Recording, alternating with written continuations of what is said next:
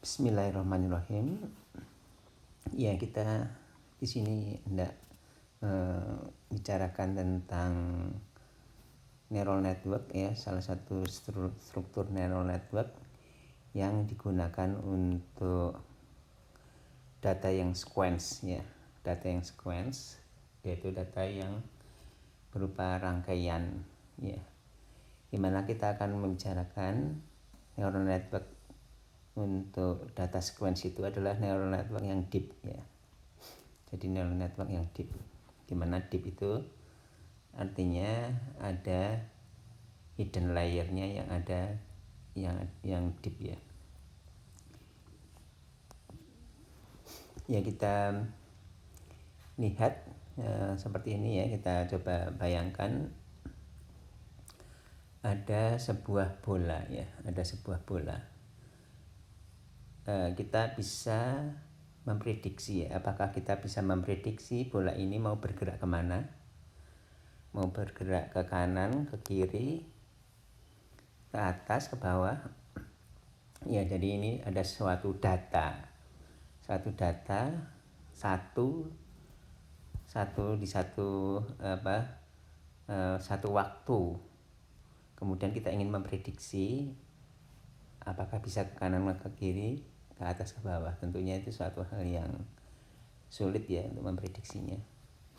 Kemudian kalau ada satu bola, kemudian ada data yang menunjukkan bahwa dia sebelumnya dari mana ya. Sebelumnya dari sini ke sini, ke kanan, kemudian yang terakhir di sini, data yang putih ini.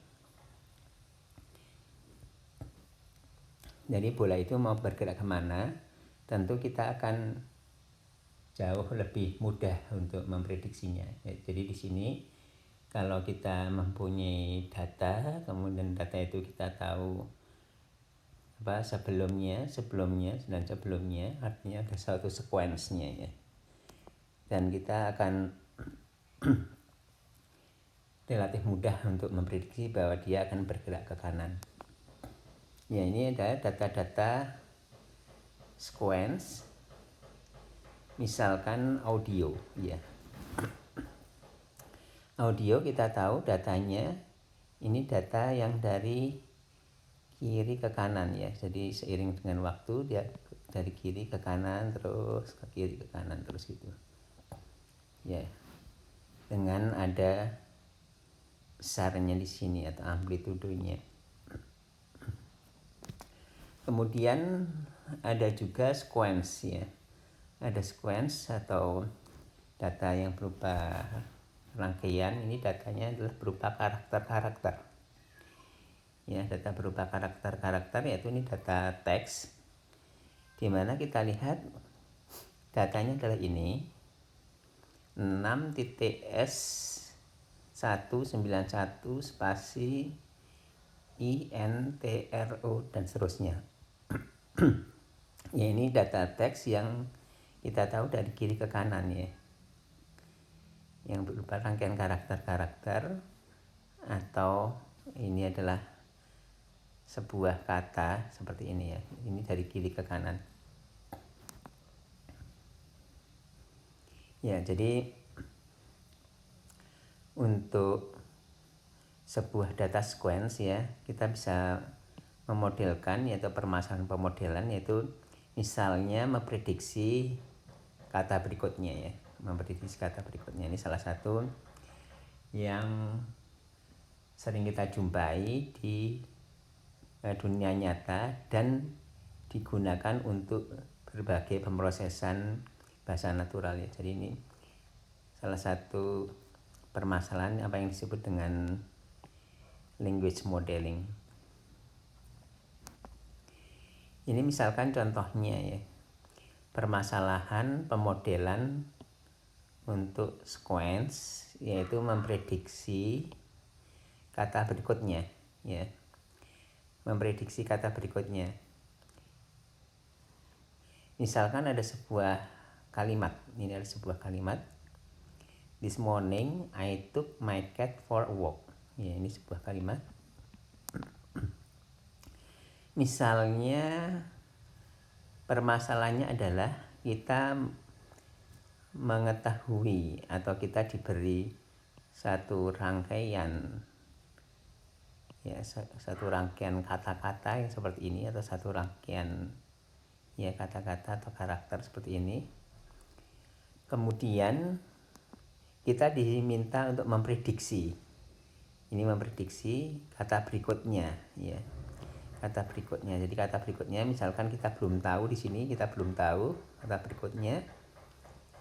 Kita disuruh memprediksi sebuah kata berikutnya kalau kita tahu kata-kata sebelumnya. Jadi idenya adalah permasalahannya kita mempunyai permasalahan tadi. Kemudian yang pertama idenya adalah kita menggunakan sebuah window yang fix window yang fix itu maksudnya adalah beberapa kata sebelumnya jadi ini adalah n-gram jadi kata sebelumnya kita fix windownya. Fix artinya ini windownya itu dua kata kita menggunakan dua kata sebelumnya untuk memprediksi satu kata sesudah dua kata tersebut Jadi givennya itu adalah dua kata, kemudian memprediksi kata berikutnya.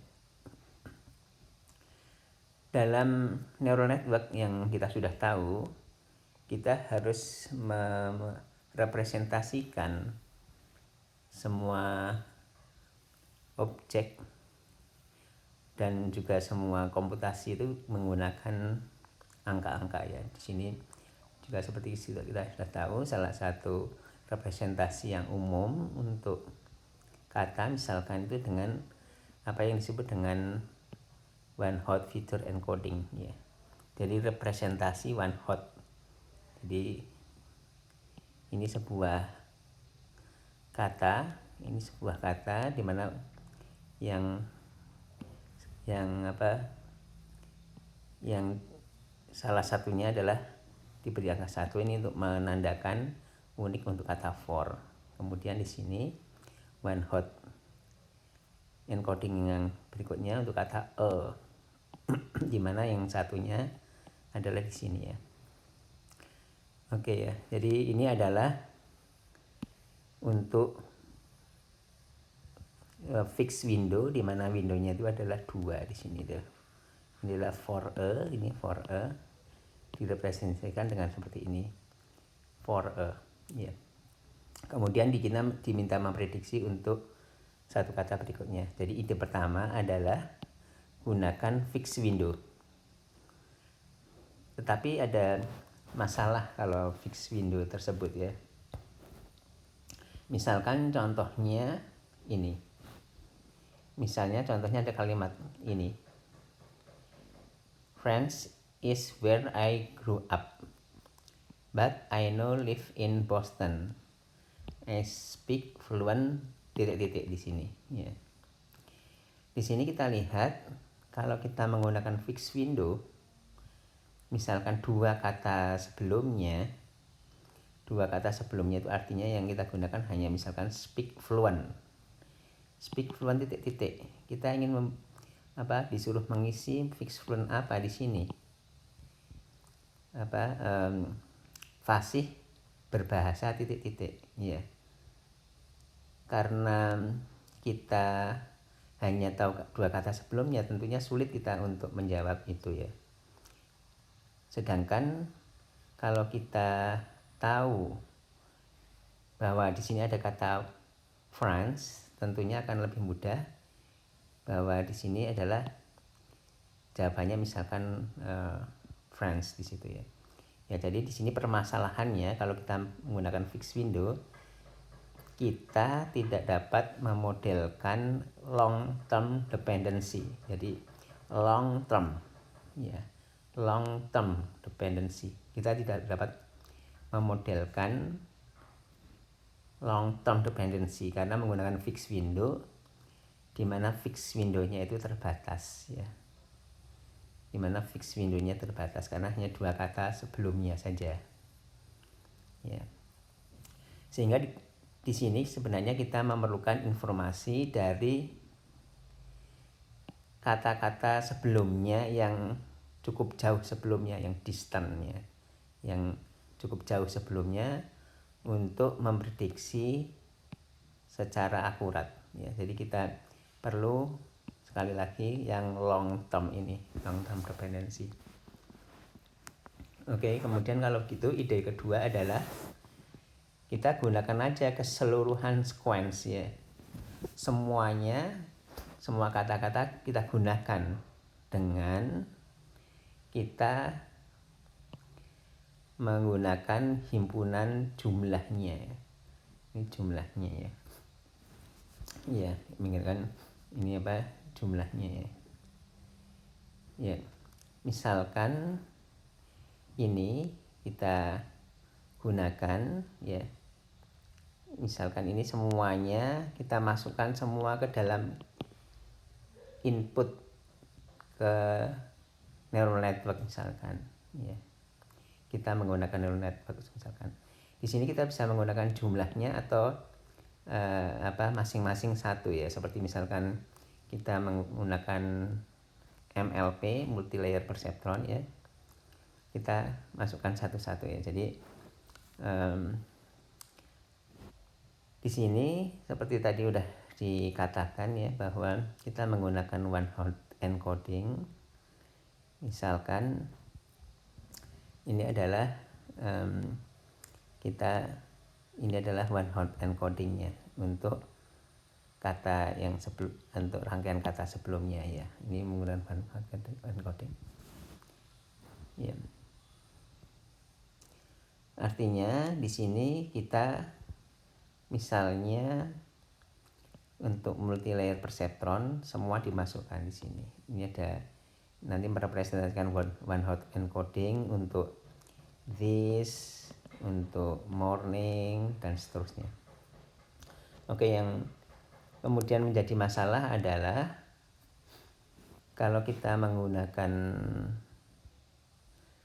semuanya, semua kata-kata, kemudian kita menggunakan hanya count-nya saja atau keberadaan kata-kata ya, apakah ada atau tidak. Yang menjadi masalah adalah karena kita tidak menyimpan informasi urutan ya. Kita tidak menyimpan informasi urutan kata-kata tersebut. Jadi seperti misalnya contohnya di sini ada sebuah kalimat seperti ini. The food was good but not bad at all. Ini sebuah kalimat. Kemudian ada kalimat yang lain lagi. The food was bad, not good at all. Ya.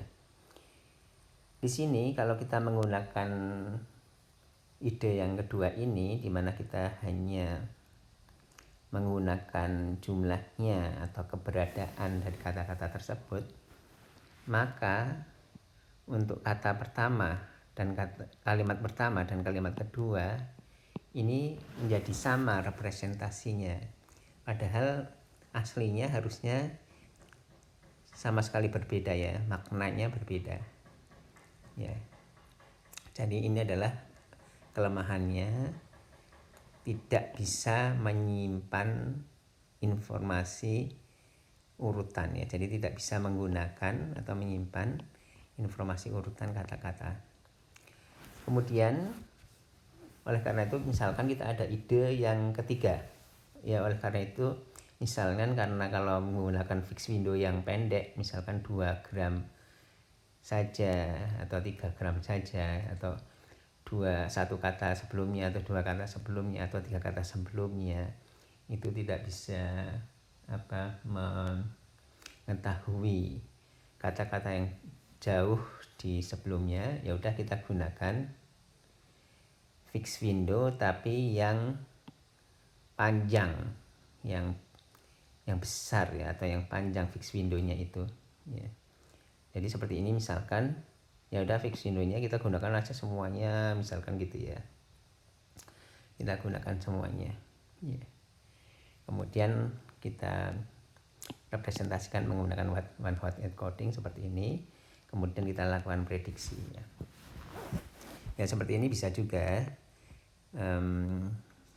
tapi yang menjadi masalah ya atau menjadi kelemahannya adalah tidak ada sharing parameter ya, tidak ada sharing parameter ya. Sharing parameter itu misalkan contohnya ini ada satu rangkaian kata-kata seperti ini, this morning took the car ya, misalkan seperti itu. Kemudian kita lihat ini misalkan contoh untuk rangkaian kata ini ya, this morning, satu frase ini this morning, yang untuk contoh yang di sini, untuk contoh rangkaian pertama, this morning ada di depan.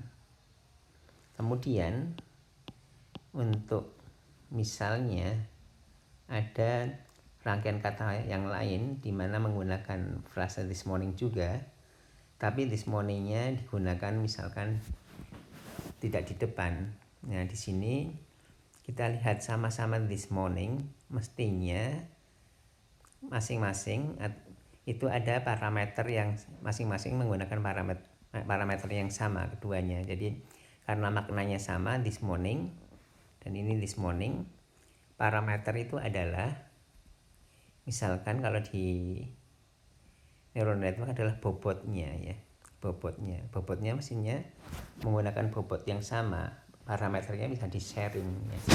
Tapi di sini tidak bisa di sharing. Contohnya misalnya kalau kita menggunakan MLP ya, kita menggunakan MLP, untuk MLP yang ada di sini dan di sini, parameternya ya, ini parameternya misalkan di sini this morning di sini dengan this morning di sini itu berbeda ininya, parameternya tidak sharing ya. Jadi tidak ditransfer ininya parameternya ya. Jadi kalau berbeda di berbeda tempat jadi berbeda parameternya ya. Oke, jadi itu adalah ada beberapa ide, ada 3 ide, kemudian masing-masing ada kelemahannya. Nah, kemudian kita sekarang untuk memodelkan ya, membuat neural network yang digunakan untuk data sequence itu kita mempunyai beberapa kriteria ya. Kita mempunyai beberapa kriteria. Yang pertama adalah model tersebut bisa menangani sequence yang panjangnya fleksibel, panjangnya variabel. Karena ada misalkan kita ingin memproses per kalimatnya kadang pendek, kadang panjang, itu harus bisa ditanganin ya, tidak fix harus berapa panjangnya seperti itu. Jadi ini harus fleksibel, inputnya fleksibel, jumlah inputnya dan juga nanti jumlah hiddennya. Kemudian yang kedua, bisa menangani dependensi yang long term ya, menangani atau men-track, bisa melacak dependensi yang long term, artinya bisa melihat misalnya jauh ke depan. Jadi seperti tadi contohnya yang untuk tadi yang bahasa Perancis tadi ya, di sini. Nah, di sini kita harus bisa men-track ke belakang di sini. Ini adalah yang kedua. Kemudian yang berikutnya, informasi urutan itu tetap ada, disimpan informasi urutannya di neural network kita. Kemudian untuk Yang keempat, kriteria yang keempat adalah parameter, ada share parameter. Parameter itu di-share di sepanjang sequence tersebut ya. Jadi bobot untuk frase yang sama, misalnya itu di-share ya. Nah, salah satunya solusinya kalau sekarang yang populer itu apa yang disebut dengan neural network yang recurrent. Jadi recurrent neural network artinya neural network yang berulang ya. Neural network yang berulang. Itu sebagai salah satu pendekatan untuk pemodelan data sequence. Ya, ini adalah di sini adalah gambar atau diagram neural network yang berulang. Di sini kita lihat ada inputnya, ini vektor input, ada vektor output di sini. Kemudian yang di tengah ini yang RNN ini adalah vektor hidden, di mana di sini berulang ya. Ada loopnya di sini, ada loop. Jadi berulang yang RNN yang digambarkan dengan diagram seperti ini memenuhi keempat kriteria tersebut. Kita akan membahas secara lebih detail di bagian-bagian berikutnya ya.